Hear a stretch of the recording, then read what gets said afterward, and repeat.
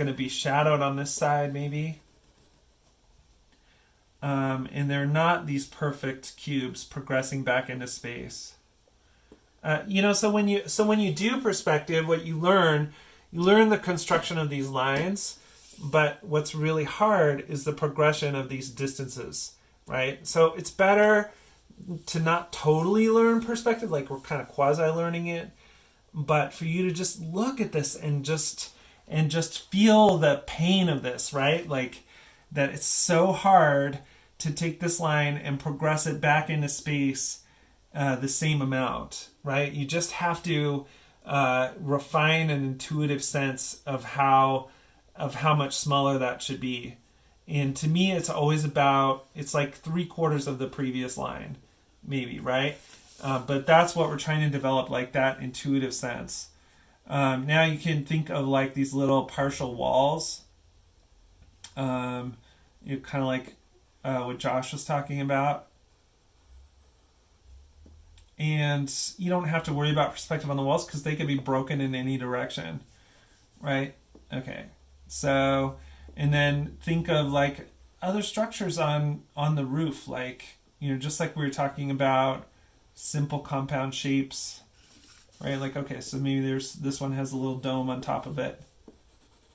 And this kind of comes into the reason that it's fun to draw is because you can, so facing the street, right? So then there's this little mud window here. And we've been working really hard to always have a sense of like where an object is three-dimensionally in space, right? So this window, I'm seeing the outer edge of it, and the inside edge would only be here, right? And I don't even need to say that to myself. I know it, right? And I don't need to draw this very well either. Cool. All right, now on top of this, maybe just for fun, just to show that it's Star Warsy, there's a little antenna, and that's one of those little transmitter antennas, and then there's also a little sensor. Cool. It's really fun to draw Star Wars stuff because it doesn't have to make sense. You can it's basically just compound primitives for days, and you're assembling them into objects. Now, remember, we're looking up at this object because we know where our eye line is, so this is one of those rules that's way more important than actual perspective, right? So any opportunity you have to put a contour on it to show that we're looking up, that's great. And also, make sure that this doesn't go too far up.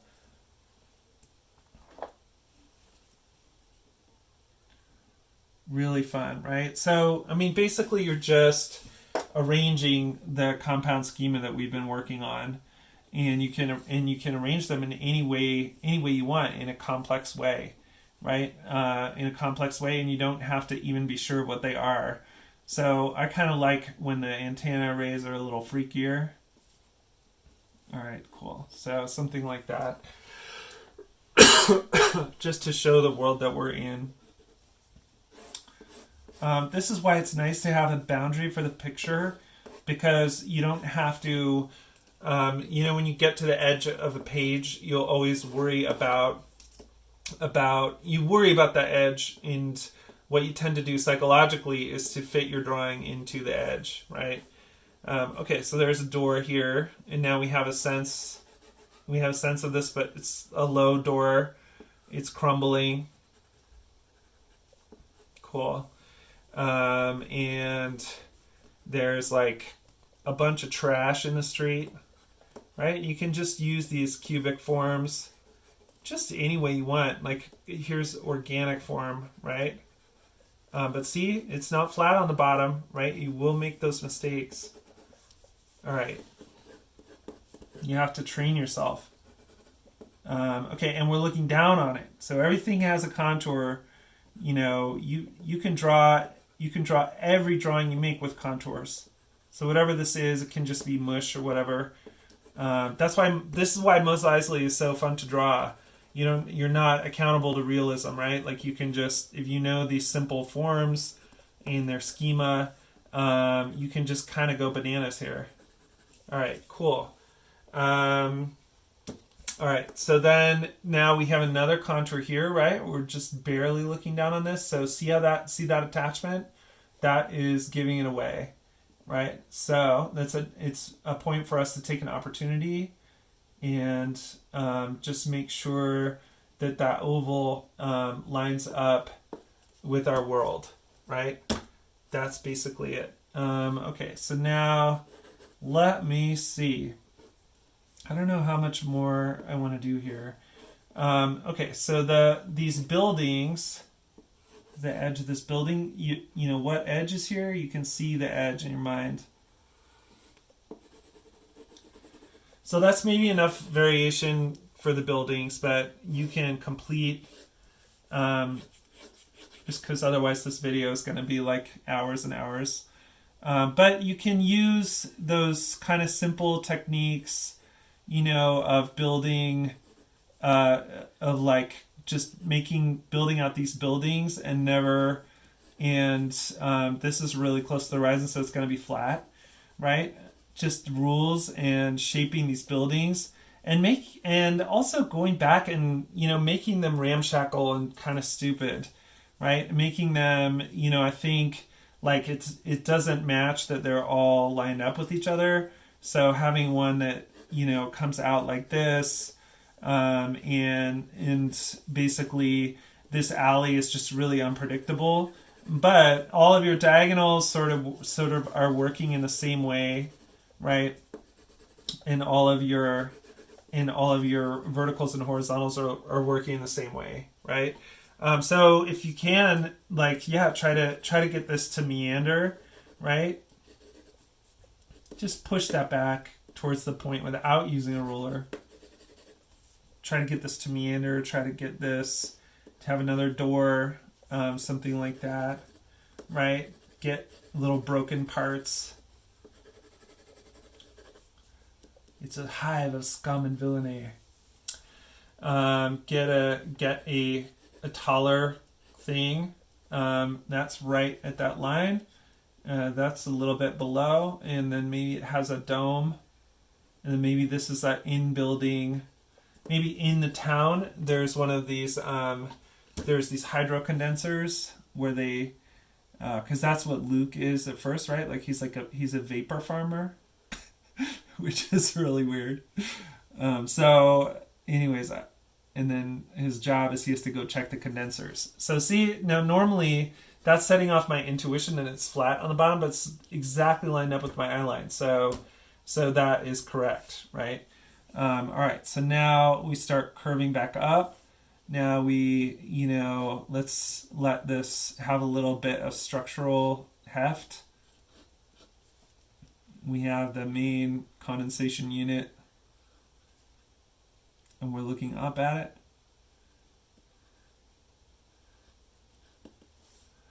Cool. And then we have those weird monitor arrays they always have in Star Wars. It looks so cheesy. Okay, cool. And all of it is like, you know, because you have those rules sort of ingrained in your mind, then you just can do it really easily. That's what you're going for, you know, naturalism and freedom in your structure, right? Cool. And now, if you want to be weird, you know, you have like a little Jawa on the roof here.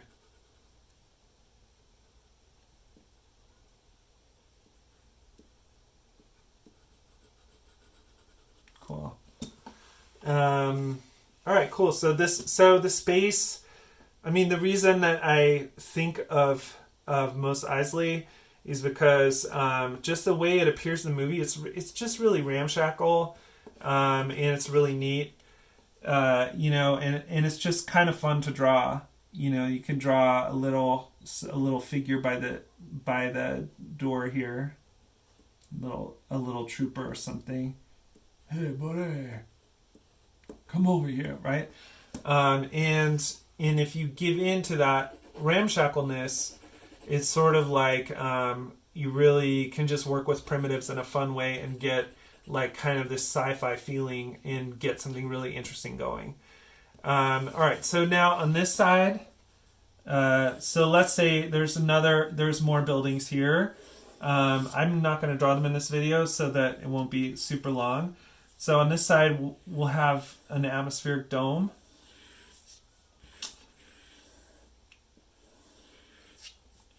And remember that we're looking up at it. So we have all of these curves that are basically, all the curves have to just go upward. Okay, that's fine. And also to show the massiveness of this, if we really carefully control the ink, maybe it's darker on top and we have a nice gradient coming down, that would really help. In the very top of the atmospheric dome, we try to make sure it's round. So it's not actually lined up with the viewpoint. So we'll have another, some antenna arrays.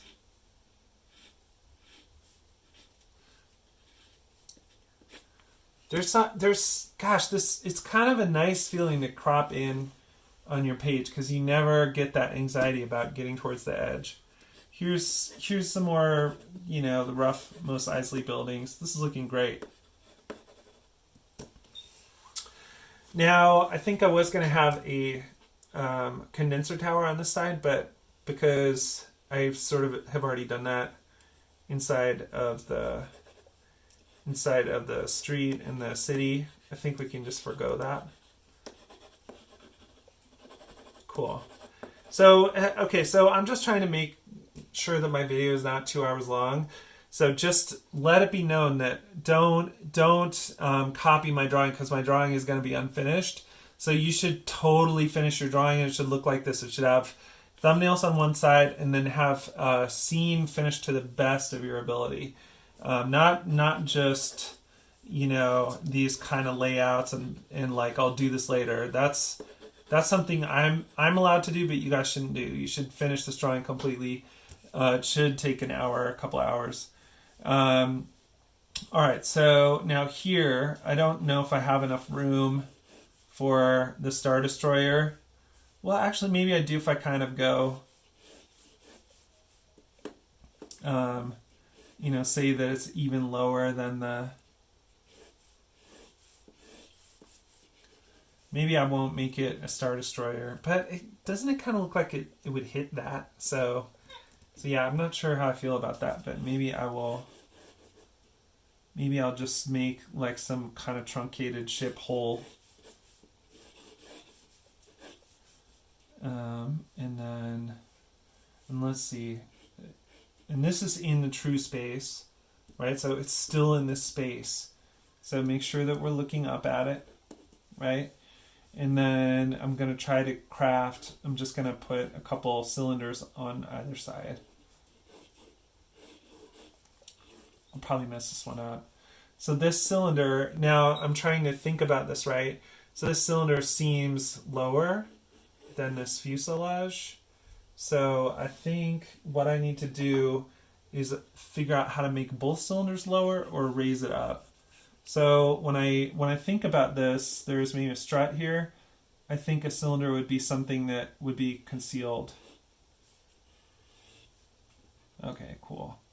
So there's a cylinder, and then I'm not even, you guys, I don't really like Star Wars that much, but you guys probably think I do. It doesn't have to be square because it can have its own alignment. So see, that's not really the same horizontal line that we're using there. But maybe the vertical line is correct. All right, so we've just kind of, drafted in the ship. But that's what's cool about Star Wars is like, whatever you draw just kind of works. Even if your whole facility is with simple primitives or whatever, then it'll still just kind of work. All right, so now I'm not feeling this cylinder. Like, see, the intuitive edits are the best. I think for some reason you'd have to look up at it and it would be something like that. That is feeling a little better to me. I was feeling a little bit too squashed and distorted. Cool, right?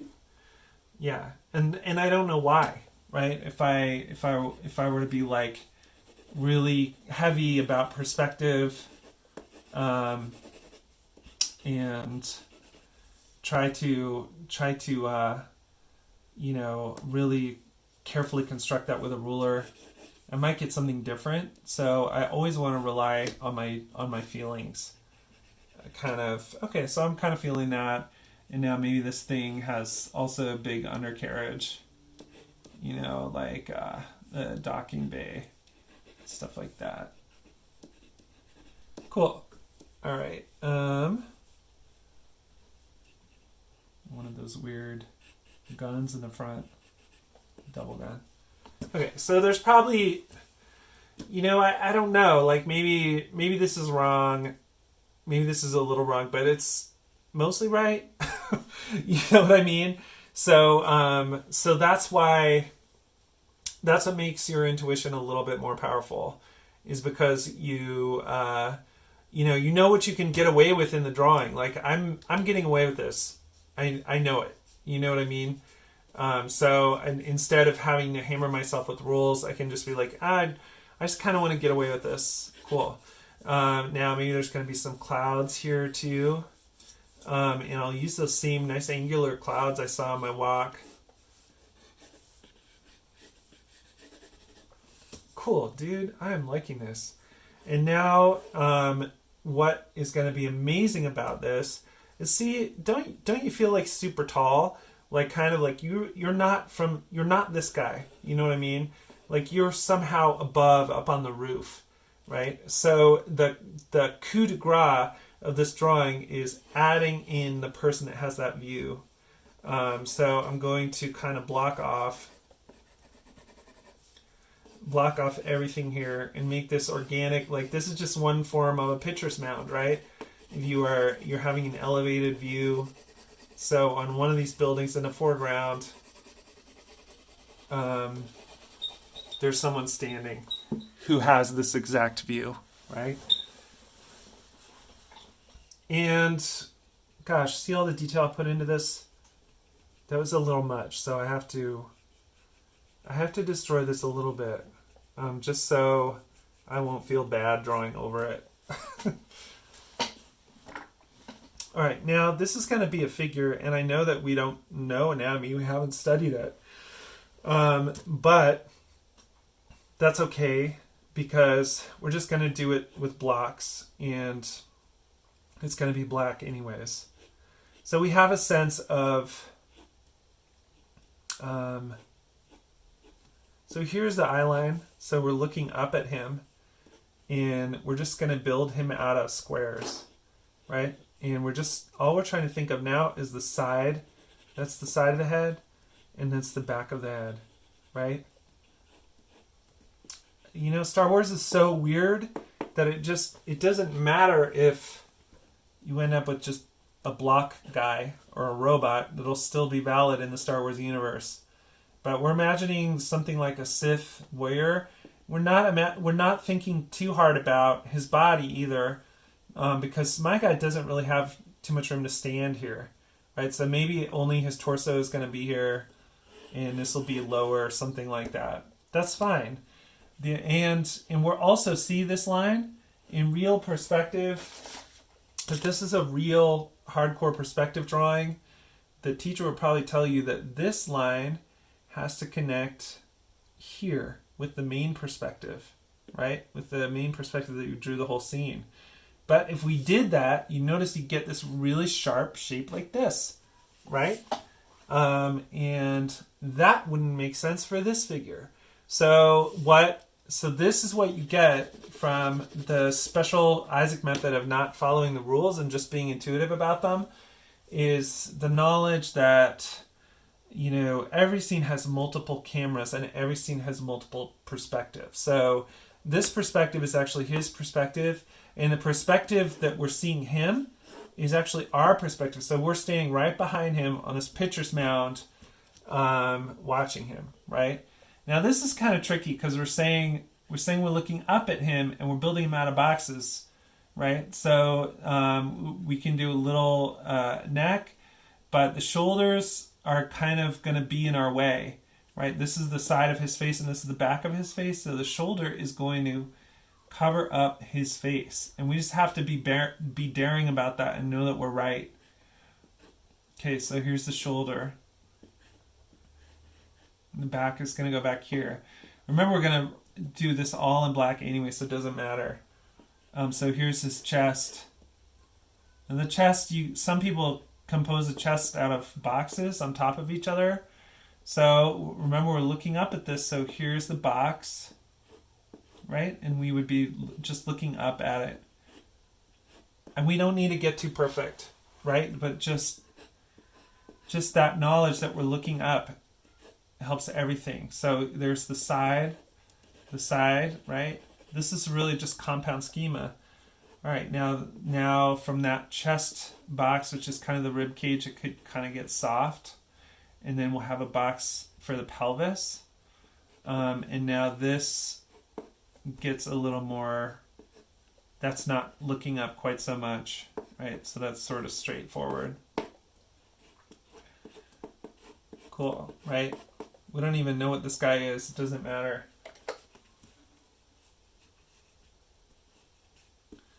Now his legs, if you're going to see the legs, you would see this one, but you wouldn't see this one. It would be behind it, right? That's about all that we're going to do because we're going to keep this in silhouette. Okay, now attached here, you'd have one arm, and this is a cylinder, and then the forearm is a tapered cylinder. Cool. So now, this is pretty much eye level. So all this work, we can just sort of fudge the logic of it, right? We'll give him a black Sith cape. That's pretty cool. And then the hand itself, we're just not going to bother with anatomy. We're just going to make it basically a square that tapers on the bottom. And then finally, we're going to give this dude a laser weapon. Maybe kind of an unusual one.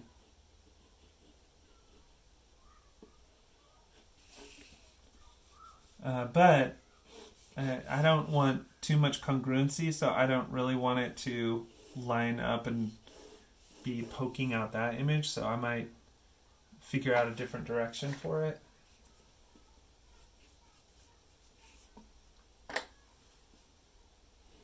So I might change this tapered form, get a little lower, and then this box form is here, and then can sort of have him